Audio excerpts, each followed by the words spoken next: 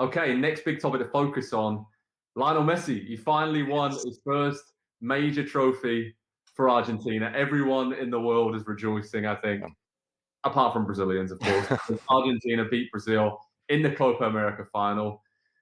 How happy are we? I mean, you can see by our reaction already, but this surely settles the debate over his legacy, if there ever was one, right? I mean, he is the greatest of all time, or in that bracket of the top 3 or 4 players ever.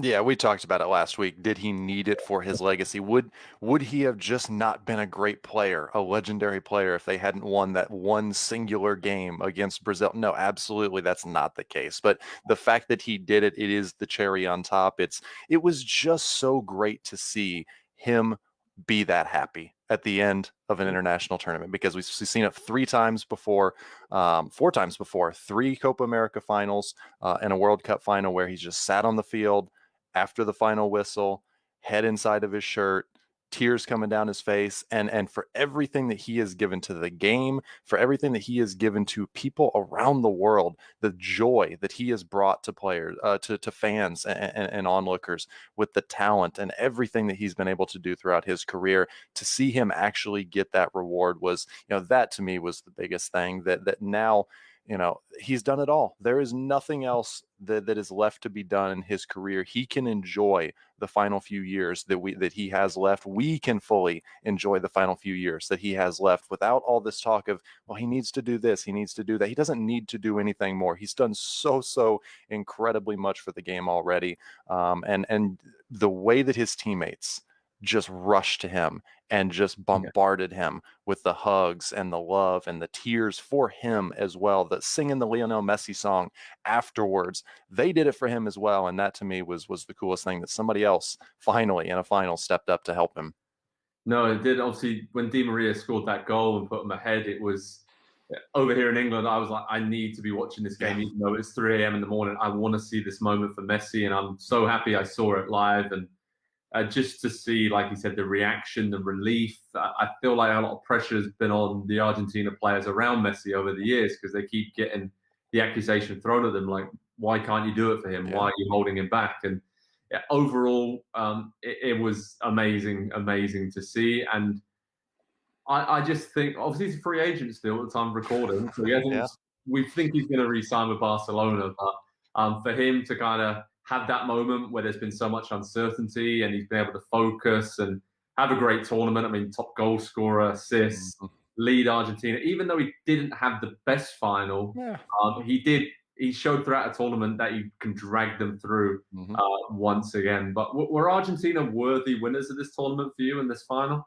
Yeah, of course. These were the 2 best teams throughout the entire tournament. They really were unchallenged up until they faced one another in the final on Saturday. And Brazil, if we talk about England, looking a little bit scared or kind of not showing up exactly for the final, I thought Brazil put in a pretty poor performance, and obviously the error that led to the goal. But even beyond that, it wasn't the same Brazil team that we had seen for the handful of games before. It wasn't as confident. It wasn't as free flowing. I think you have to give a little bit of credit to Argentina for that, for the way that, it wasn't the prettiest of games. It was certainly exciting, but there were a lot of fouls. There were a lot of cards that were given out. And so that made it, I think, a little bit more difficult for Brazil to kind of play the way that they had through the tournament. And so, Argentina simply managed the game similarly to what Italy did against England. They managed it better than their opponent. And so I think in the end, they are worthy winners.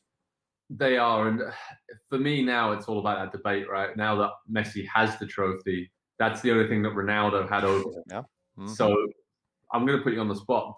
Does that push Messi above Ronaldo in terms of career achievements? I know Ronaldo's done it in a bunch of different countries and won titles galore, but now that he has kind of put that, nagging doubt to bed that he can never win a major title on the international stage, is he all on his own at the very top? Is he on the same level as Pele and Maradona, or is he the greatest of all time, as many people say he is? Yeah, he was already above everyone else for me. I've always been of the opinion to put team accomplishments as some sort of benchmark for an individual player's legacy and how we rank players is always a bit weird to me, because we've seen in 3 finals within the last decade, Messi do absolutely everything through an entire tournament and in a final and get no help, and yet somehow that was a strike against him. It doesn't really make sense to me. And when Ronaldo won the European Championship, yes, he was very, very good. I think he scored a handful of goals in that tournament,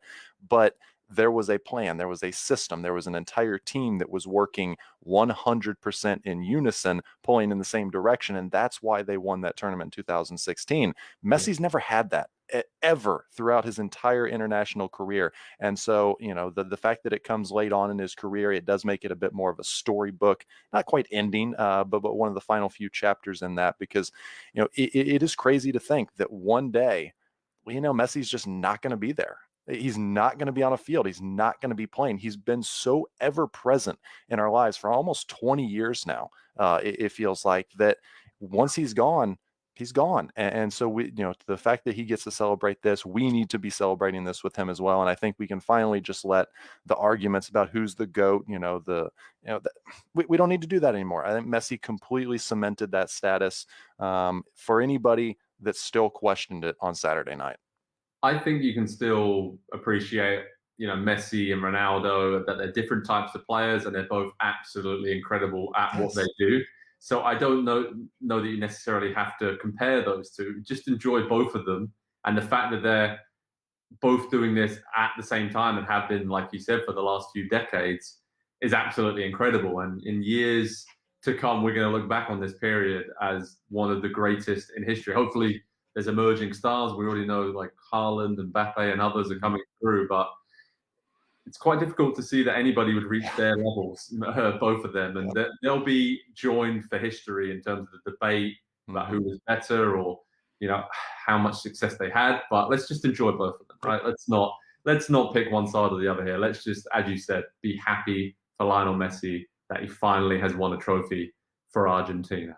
Okay, on that point though, how strong are Argentina and how strong are Brazil? Because we've already got one eye on the 2022 World Cup. We've seen how strong Euro 2020 was with some of the perennial powerhouses there getting their act together. Do you think either of these teams will be genuine contenders to win the World Cup in, 18 months' time? Based on what we saw on Saturday, no.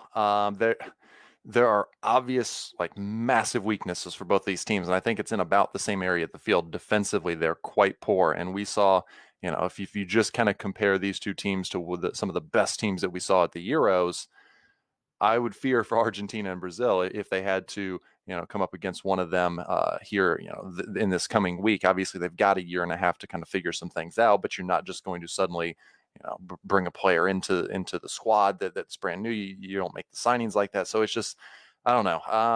I don't think so. I really don't think so, because I think right now, at least, the power is so heavily concentrated in Europe at the moment that you've got to look at some of the big teams from Europe as, if we have to pick an early World Cup favorite, which don't make me do it, it would be somebody from Europe. That's all I'll say. Yeah, me too. But a point you made earlier, the fact that Messi now has what looks like a more solid defensive structure and in a midfield, and some of the players who didn't even get on the pitch for Argentina, it looks like finally he has a team that could stay together for a few years and could build some chemistry. So, who knows? But I'm with you. I think the World Cup winner will still come from Europe. As of right now, a lot can change in the next 18 months. But what is it going to change is that Lionel Messi has won a title for Argentina. The captain, the legend. It was great to see him smiling in Brazil, hoisting that trophy. Incredible scenes. And over at Pro Soccer Talk on NBCSports.com, we'll have all the latest Messi news. Big sum of him, of course, seeing what he does with his club career. But that doesn't really matter now. Everyone's focused on the success of Argentina. And my goodness, it was good to see him finally win a trophy for his home nation.